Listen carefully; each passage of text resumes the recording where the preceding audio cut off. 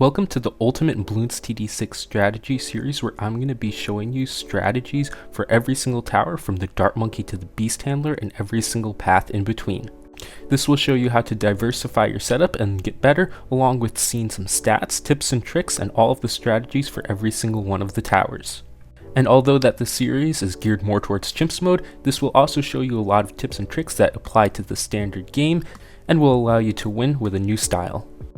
So today we're moving on with the next hero, which is Gwendolyn, and this is a really cool hero. I really love Gwendolyn, mostly because she does a little bit of everything, which we'll see. So her status is that she's just a damage and support hero, both generalized and specialized, which is really unique and interesting, something that isn't really in a lot of heroes. So you can do a lot with her, just a lot of different stuff, and it's very fun. So let's get right into looking at some of the levels. So the level 3 is the cocktail ability. This just shoots kind of like a really good buffed wall of fire onto the track, stays for a while. It will extinguish when like purples come by, so just keep that in mind, and it also hits camo. Level 4, you get the heated up passive buff ability introduced. Now at level 4, this is pretty weak. Every 40 attacks, the heated up comes out, does a little bit of damage, and will allow towers to pop leads. This is extremely inconsistent, but over the levels, this is going to get way stronger, way better, way more consistent, so you'll just have to see that.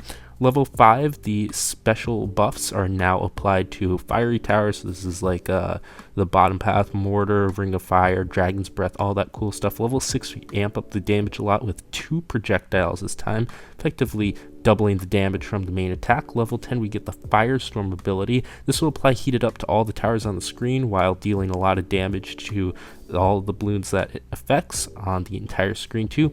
Level 17, skipping past just a bunch of damage, general damage increases, we get the firestorm ability. Now has a bunch of buffs, plus 2 damage to lead balloons, which will allow towers that typically aren't that good at killing DDTs way better, along with a plus 1 damage for everything else. Level 19, we get 3 projectiles, which is really cool, lots of damage now, and level 20, firestorm is greatly improved. So now Gwendolyn will actually be doing quite a lot of damage, which is really cool. You really can do a lot with her, as well as getting some of these nice buffs, which is very cool and interesting. So now let's take a look at just some of the buffs that you apply to her yourself, really to get more damage. This is pretty much just like a bee brew and a jungle drums. You typically also just have like whatever else your setup needs, but you don't really need a lot to get a lot of impact out of her, which is really nice, unlike something like Churchill, which you probably need to spend quite a lot of money to be getting a good impact from his damage. But for Gwendolyn, it's just a bee brew and whatever else you have in your setup. You typically like always have drums, so of course you'd have that. Now let's take a look at some of the strategies that you use her with, and there's 3 different things. The first is that towers that don't deal well with DDTs. Gwendolyn is a plus 2 lead damage buff, which is huge in taking out DDTs. Then you have towers that are going to benefit very well from the MIB skip, such as like Grandmaster Ninja, and then just general damage towers that will take general support. Just towers that aren't really specialized to a specific hero, like that Permacharge or Sky Shredder. Now let's take a look at this MIB skip. This tack zone cannot pop DDTs, but with the passive heated up ability at higher levels and the firestorm together, we can use that to hover over that tower and see when heated up goes away, and then you can use the firestorm ability, and that will cover the rest of the downtime. There's just a little tiny gap in between, as you can see there, where 1 DDT slipped through, but if you have the rest of your setup, this really isn't an issue at all. You can do a full MIB skip just fine, as I'm going to demonstrate in both of these practice runs. So in these 4 runs will encompass all of these 3 things that I mentioned before, when just doing damage, the MIB skip, and getting buffs with a projectile spam. It does have, level 17 does do a plus 1 damage buff along with the plus 2 lead damage, so with towers that just spam a bunch of projectiles, the buff will actually also help a lot too, which is pretty cool. So for this example, I'm going to be just doing this on Moon Landing. This is the map. Nothing really too complicated. You can see for round 24, I use that cool interaction with the cocktail being able to hit camo, so I don't have to get camo up there, which allows me just for round 33 to get a signal flare. It won't work for round 33 unless it's like very specific maps, so you can get camo up by then, but you don't have to worry about 24.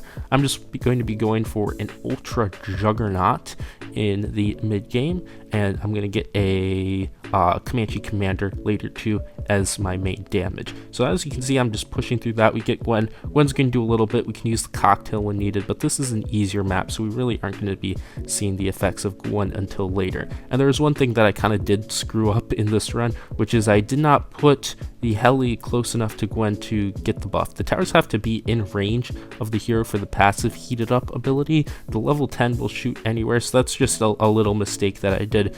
So we won't technically get 100% uptime on the Comanche Commander with the lead damage, but that's alright. Still, the Firestorm is going to be more than enough. On harder maps, that definitely won't cut it though, so I would have had to restart if it was on a harder map. But here, the Ultra Juggernaut's just going to cover what the Comanche Commander can't do just fine, and there's going to be no issues. I'm going to, on top of this, just get a few support towers of Relentless Glue and Unstable Concoction. Nothing too special. This and everything else will then be able to pretty much solo the rest of the game. I'm going to be able to finish with like 90, no, not 90, like 60 to 80k spare. I forget exactly. Grab a Sabo in there to cover my weakness. But as you can see, I'm saving the level 10 ability, the Firestorm ability, for when DDTs come out. You can't just use it at any random time. You need to know when the DDTs come out, because you want it, as you can see right there, to be able to buff that Comanche Commander and just wipe out all of the DDTs, or have the heated up buff applied when the passive heated up runs out, so you can really just nail down all of the DDTs every single time. Just going to be using some abilities here. As you can see, I definitely didn't use the ability in the right order, but that's fine. This is an easy map, nothing really too worried about. Gwen, her damage itself seemed to do just fine, and 68k spare. Just a total breeze. Very cool, very easy. Now we're getting a little more serious with Mesa. This is a map that I've actually recently heard a lot of people complaining about being difficult, so let's take it on with Gwendolyn and a Grandmaster Ninja strategy. As per last run, where I kind of just like slacked off and did whatever, this time we're going to need to get a little more serious and get the placements down, all of that cool stuff, to be able to get this Grandmaster Ninja strategy to work. It takes a bit more effort. You really need the placements, getting all 21 ninjas, 22 if you're going to be adding a second Jitsu or a flash bomb in there. So it's a lot of placements, kind of crazy, and on this map it's actually kind of a struggle to get them all. I was able to get them all, but even with 2 discounts, but sometimes you might have to resort to just 1 discount, because you're going to need that hero in there. That dart's also going to take up space, all that stuff. It gets kind of annoying, but anyways, it's pretty simple. As I said before, the heated up passive is not consistent, so I'm gonna get something to pop the leads on round 28 there, which will just be that 1-0 sniper. I can use that ability on tricky rounds like 31 when I'm saving up for Jitsu. Now that I have Jitsu, seems like everything is going to be very chill until round 40, where I'll get the Alk buff and we'll use the ability to move around the cocktail to our advantage. So I'm going to move the cocktail kind of to the back there, so when this mob comes I can place that, and the cocktail with all that pierce, and with Alk buff it's actually really strong too. It's just going to be able to destroy the ceramics on the inside, so I do that, no issues. Use the cocktail again while I'm trying to get these discounts in. It's very annoying on this map. There really isn't a whole lot of space. Like on Ouch, you really can very easily get all 20 ninjas in, but here not so much. And I am going to be skipping out on the second Jitsu or Flash Bomb. Typically when you do a Grandmaster Ninja strategy, especially on harder maps, that is definitely worth it, because you won't get issues when saving up for the Grandmaster Ninja or around 63. But here I'm going to be skipping it. I think I'll be fine, and the answer is that I was fine, but one of the waves of 63 was kind of close. 59 though, you can't pop that, but your Firestorm will come in clutch. Very, very cool Firestorm. You can also do it with Cocktail if you time it well.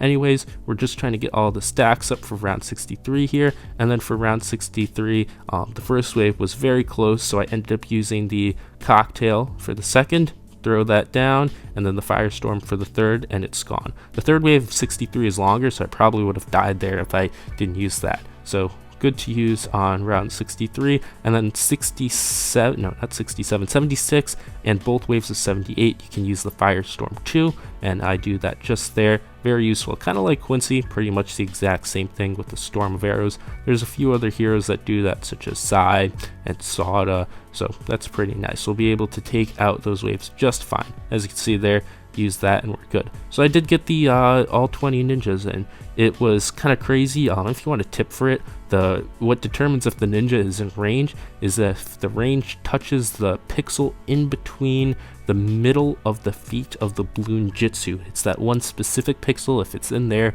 it is good. If it isn't, it's not. I see sometimes people trying to get the ninja's range to like overline with the hat of the Bloon Jitsu, and they're like, why isn't it doing it? Well, it's actually extremely far away. It's based on the feet, not the hat. So that's where the tower is centrally located, where the feet is of the tower. So anyways, we get that. Just gonna be using more abilities for the save up. These 80s can be pretty tricky without that second Jitsu or Flash Bomb, but luckily I was able to get it. No worries, and now the rest is pretty chill. So I'm going to be pairing the Grandmaster Ninja here in late game with Glue Storm. Now Glue Storm is also another MIB skip. It gives +2 damage, but with this I now can play a bit differently and use the Glue Storm and Firestorm in combination. So I can, if I'm not getting the buffs from the Glue Storm, I can put down the Firestorm and I'll get the buffs. Typically for this run, I'm just going to be using the Glue Storm on like the heavy waves, and then we're going to bring the Firestorm in for the DDT rounds, just because the Firestorm's better with the DDTs and the Glue Storm's better with it just does more damage. It only does +1 damage to regular Bloons, as the Glue Storm does +2.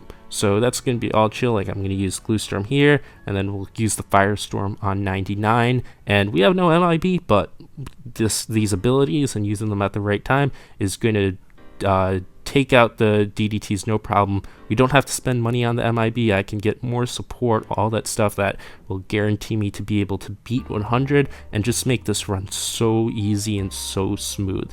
So 100 here is just going to get destroyed. 98, 99, all that stuff's destroyed. Now anyways, I'm going to move to something a little different. I normally don't really show like what I do outside of YouTube on here, but I've been playing a lot of guitar recently, and I show my progress a little bit on Discord, and I have a second channel, but I don't really post too much on there, so I might as well share what I'm doing right now. I just started recently learning the Master of Puppets solo, so I did that yesterday, so I have my day 1 progress here. Of course, it's not complete because I only started learning yesterday, but I'm trying to work on it.